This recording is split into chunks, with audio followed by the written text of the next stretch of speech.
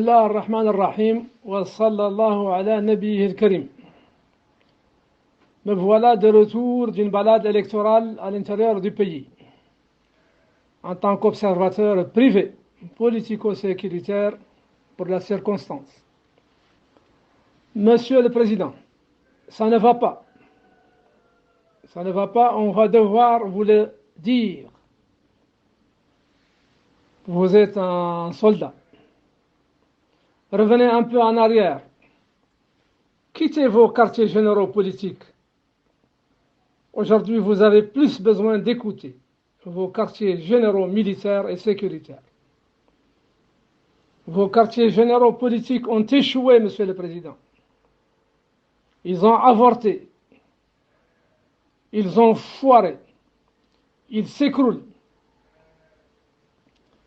Ils vous ont trahi. Ils nous ont trahis. Attention, nous tenons à vous pour le temps qu'il faudra, Monsieur le Président. La foudre s'abat sur eux par leur déloyauté, leur indélicatesse, leur malpropreté à faire un travail sale. À nos yeux, l'entourage politique vous a trahi. Voilà qu'aujourd'hui, toute la Mauritanie est dans l'embarras.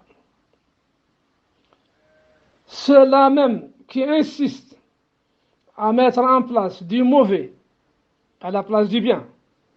Le mauvais vient d'eux, et le bien qui vient d'une conscience populaire choisie par le peuple et pour le peuple sur toute la longueur du scrutin. On n'a vu que des conspirationnistes qui se maintiennent par solidarité. Attention, si vous ne le savez pas, Monsieur le Président, en tête vous avez des hommes d'affaires, des banquiers sans niveau et une suite de valets constitués de piteux fonctionnaires qui se passent le relais d'un pouvoir à un autre. J'étais directeur à la présidence avec Aziz. Je fus un observateur blindé de la situation sécuritaire. J'ai tout vu. Et un jour, j'ai décidé de quitter. Je voyais tout simplement la chute d'Aziz, qui du palais ocre l'a mené vers un destin regrettable. Des procès inattendus.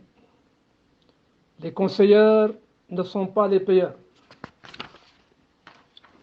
Je vous refuse cet écroulement. Ce naufrage, vous avez toutes les qualités, Monsieur le Président, pour être le président tant attendu par les Mauritaniens, vos simples concitoyens. Quand on vous insulte, ça me fait mal. Et ça fait mal à tous vos citoyens.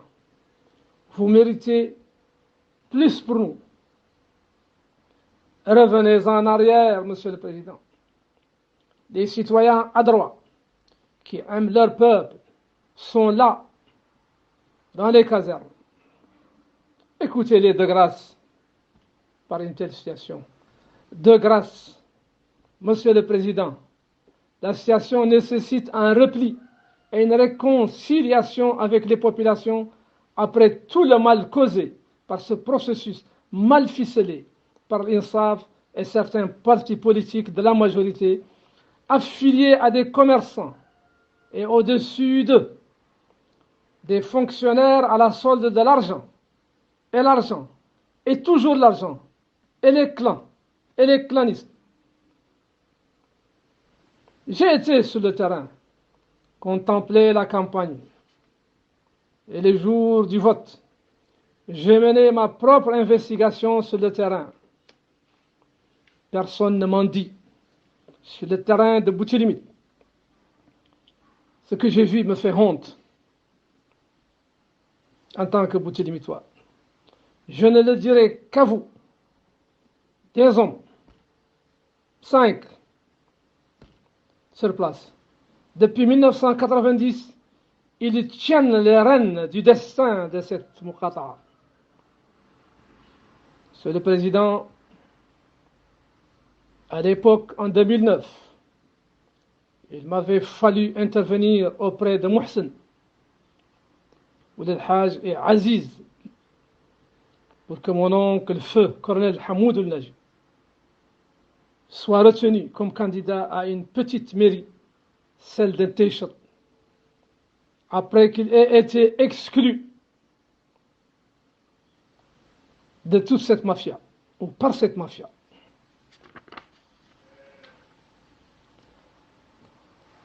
Aujourd'hui, livré au même clan de ces hommes qui, loin de là, ne voudraient pas de bien pour cette localité. Ils se sont partagés les postes au profit de leur clan. Et ce qui est honteux est que l'un de vos fonctionnaires figure parmi eux. Le fameux personnage conseiller de l'arbre magique de Ould Abdelaziz, avec lequel, certainement, il maintient de très bonnes relations. Et tant d'autres qui vous ont approché par personnes influentes.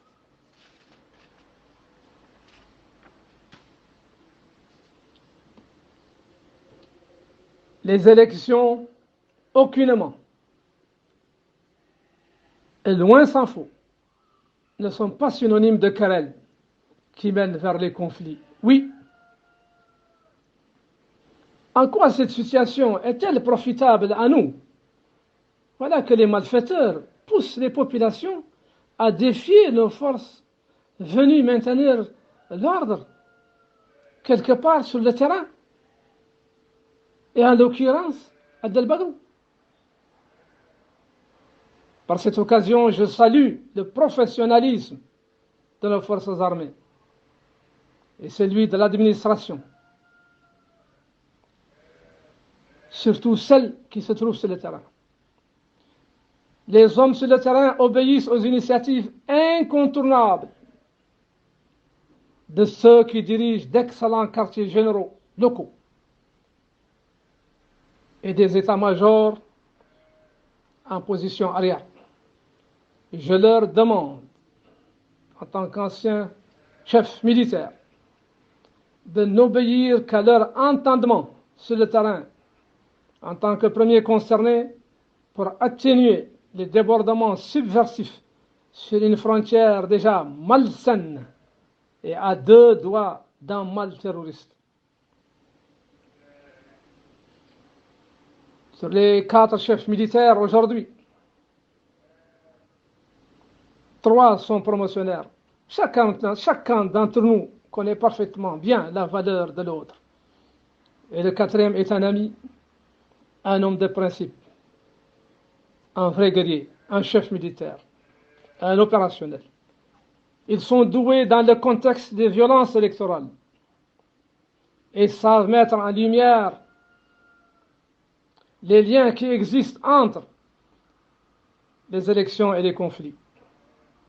Dieu nous en garde, et nous n'en serons pas, par la grâce d'Allah, dans des situations de querelles élevées ou de conflits. Je m'en réjouis. Rien ne nous viendra de leur côté. Ils nous surveillent la frontière. Ils assurent la sécurité et la protection de nos populations. Mais évitons de les mettre en face à face avec nos populations. Le succès de tout programme électoral dépend dans une large mesure de la volonté politique affichée par le gouvernement national, les partis politiques et les autres parties prenantes aux élections. parties prenantes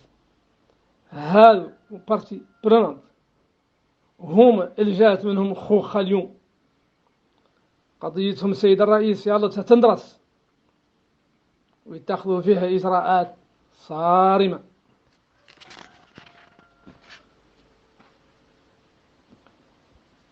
Monsieur le Président, vous avez trop pardonné. De grâce.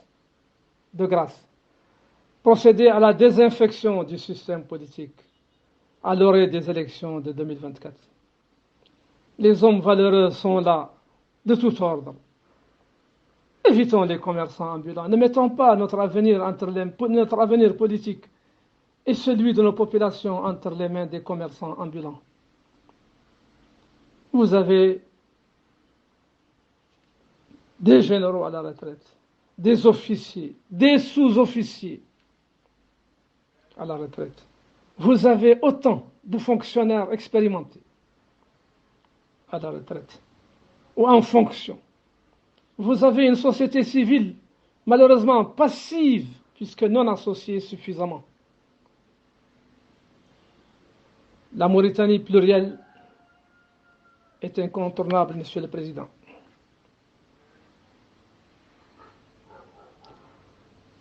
Enfin,